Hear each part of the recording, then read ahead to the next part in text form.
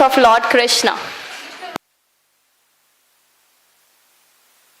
ग्लानिर्भवति भारतः अभ्युत्थानमधर्मस्य तदात्मानं सृजाम्यहम्।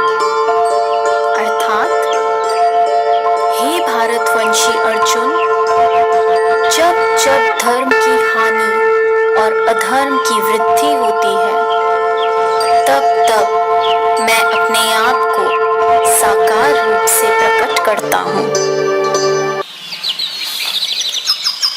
एक समय की बात है, मथुरा राज्य में उग्रसेन नाम का एक राजा था।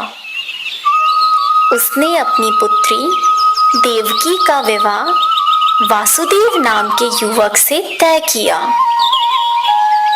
देवकी का भाई कंस, जो कि बहुत ही क्रूर, दुष्ट और निर्दयी था, देवकी से अत्यंत प्रेम करता था। इसीलिए विवाह संपन्न होने के बाद कंस स्वयं उसको छोड़ने ससुराल गया। जब वह रथ में जा रहे थे, तब बीच रास्ते में उनको आकाशवाणी सुनाई दी। हे दुष्ट कंस, तूने इस धरती पर बहुत पाप किए हैं, इसलिए इस धरती पर से तेरे पाप नष्ट करने के लिए देवकी का 8वां पुत्र जन्म लेगा और वही तेरा विनाश करेगा। यह सुनकर कंस अत्यधिक भयभीत व क्रोधित हो गया। वह बीच रास्ते में से ही रथ को वापस मथुरा ले गया और देवकी और वासुदेव जी को बंदी गृह में डालकर बंदी बना दिया। समय बीतता गया। कुछ समय बाद देवकी की पहली संतान हुई। जैसे ही कंस को इसकी सूचना मिली, कंस ने देवकी की संतान को मार दिया। यह उसके अत्याचार की शुरुआत थी। इस प्रकार कंस ने देवकी के 7 पुत्रों को उनके जन्म के तत्काल बाद ही हत्या कर दी। इससे वासुदेव और देवकी अत्यधिक दुखी थे। पर अंततः इस अंधकार के छटने का समय आ गया, जब भगवान ने धरती पर मानव रूप धारण करते हुए जन्म लिया। उस दिन घनघोर अंधेरा था और तेज वर्षा हो रही थी। ऐसे लग्न में भगवान ने धरती पर देवकी की 8वीं संतान बनकर बालक रूप में जन्म लिया।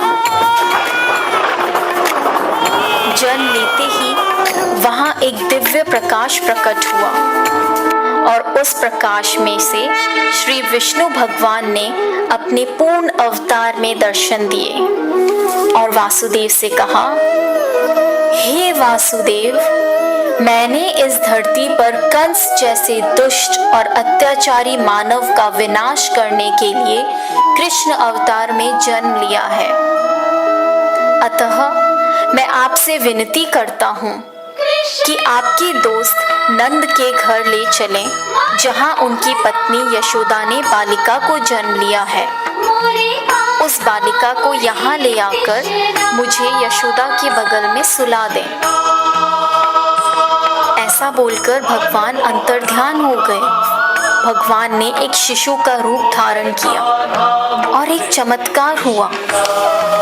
वासुदेव और देवकी पीड़ी मुक्त हो गए। कारागार के द्वार अपने आप खुल गए। जेल प्रहरी गहरी निद्रा में सो गए और ऐसे समय वासुदेव उस बालक को लेकर नंद के घर चल पड़े। तेज वर्षा के कारण यमुना नदी का बहाव बहुत तेज था, पर यमुना नदी ने वासुदेव और उनके पुत्र के लिए रास्ता बना दिया और शेषनाग ने प्रकट होकर कृष्ण भगवान को अपने फन फैलाकर तेज बारिश से बचाया। आखिरकार वे नंद के गांव पहुंचे कृष्ण को यशोदा जय कन्हैया जय कन्हैया जय कन्हैया लाल, जय कन्हैया जय कन्हैया जय कन्हैया लाल, जय कन्हैया जय कन्हैया जय कन्हैया लाल, जय कन्हैया जय कन्हैया जय कन्हैया लाल।